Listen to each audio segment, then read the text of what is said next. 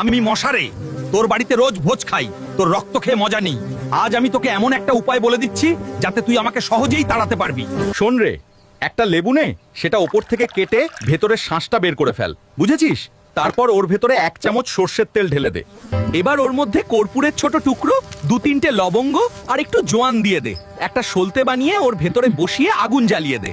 সন্ধে হলেই যেখানে আমার উপদ্রব বেশি সেখানে এটা জ্বালিয়ে রেখে দে। এর গন্ধেই আমি আর আমার পুরো গ্যাং বুঝে যাব যে এখানে টেকা মুশকিলই নয়, একদম অসম্ভব রে। এটা জ্বালানো মাত্রই আমরা শত শত মিটার দূরে পালিয়ে যাব।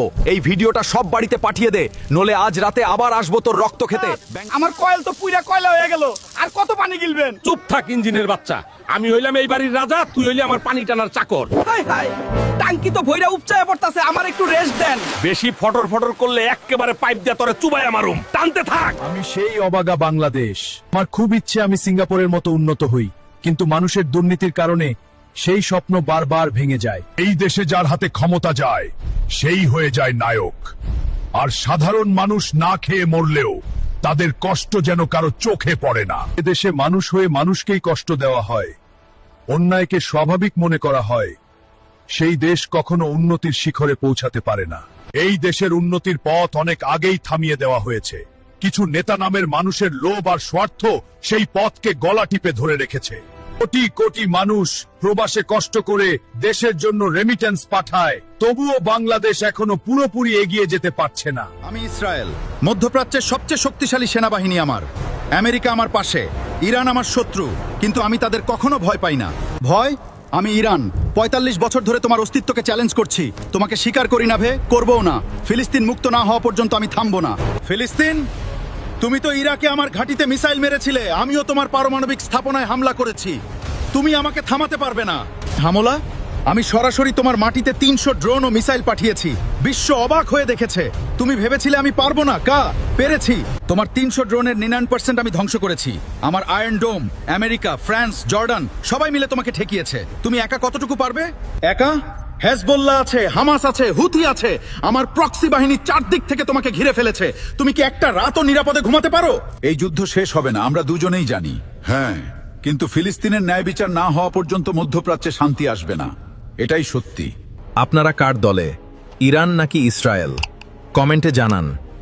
পেজ ফলো করুন আর ভিডিওটা শেয়ার করুন। বাংলাদেশ সবুজ আর পলিমাটির এক প্রাচীন জনপদ। আজ যেখানে ধ্বংসাবশেষ দেখছেন, 1000 বছর আগে এখান থেকেই ছড়িয়ে পড়তো শিক্ষা আর সভ্যতার আলো। প্রতাপ আর মুঘলদের আভিজাত্য সবই মিশে আছে ইটের ভাজে ভাজে। মসলিনের সেই সোনালী দিন আজও আমার প্রতিটি ধূলিকণায় অমর হয়ে আছে। আমার শিরায় শিরায় বয়ে চলে শত শত নদী। এই জল যেমন আমার জীবন, তেমনি ১৯৫২ থেকে ৭১-এর রক্ত দিয়ে আমি লিখেছি আমার মুক্তির এক অনন্য কবিতা। অতীতের গৌরব আর আগামীর স্বপ্ন সব মিলিয়েই আমি আজকের এই প্রাণবন্ত বাংলাদেশ। আমার এই রূপ দেখতে হলে আসতে হবে আমারই হৃদয়। বাংলাদেশ একসময় আমার অংশ ছিল, আলাদা হয়েছে ঠিকই, কিন্তু আমাদের ছাড়া তারা কিছুই করতে পারতো কি? আমি তো আর পারতাম কিনা। ৩০ লক্ষ শহীদের রক্তে স্বাধীনতা এনেছি। তোমাদের থেকে আলাদা হওয়াই আমাদের জীবনের সেরা সিদ্ধান্ত ছিল। আমাদের এই বিজয় চিরকাল ইতিহাসের পাতায় উজ্জ্বল হয়ে থাকবে এবং গর্বের সাথে টিকে থাকবে। স্বীকার করছি, সেরা সিদ্ধান্ত ছিল। তোমার অর্থনীতি এখনো দুর্বল, বন্যায় ডুবে যাও। আমি পারমাণবিক শক্তি, আর তুমি কি দুর্বল? IMF এর কাছে বারবার ভিক্ষা করো তুমি। আমার মাথা পিছু আয় এখন তোমার চেয়েও বেশি। পারমাণবিক বোমা দিয়ে মানুষ খাওয়ানো যায় না, বুঝলে? অর্থনৈতিক শক্তি এখন আসল শক্তি, এটি এখনকার বাস্তবতা। ১৯৭১-এ যা হয়েছে সেটা যুদ্ধ ছিল, আমরা ক্ষমা চাইনি, চাইবও না। তোমরা বিচ্ছিন্নতাবাদী ছিলে। বিচ্ছিন্নতাবাদী? ৩০ লক্ষ মানুষ হত্যা করেছো, ২ লক্ষ মা বোনকে সম্মানহানি করেছো।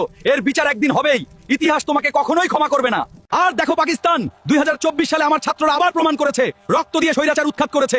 বাংলাদেশ বারবার উঠে দাঁড়ায়, এটাই আমাদের পরিচয়। যদি বাংলাদেশকে ভালোবাসেন তাহলে ভিডিওটি সর্বোচ্চ শেষ। নবীর উম্মতরা, নামাজ বাদ দিয়ে মোবাইল দেখোস, আবার চা দোকানেও বসে থাকোস, লজ্জা করে না?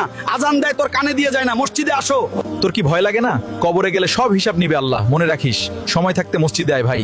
আসুন, এই পেজটা ফলো কর, সব ধরনের ভিডিও পাবি।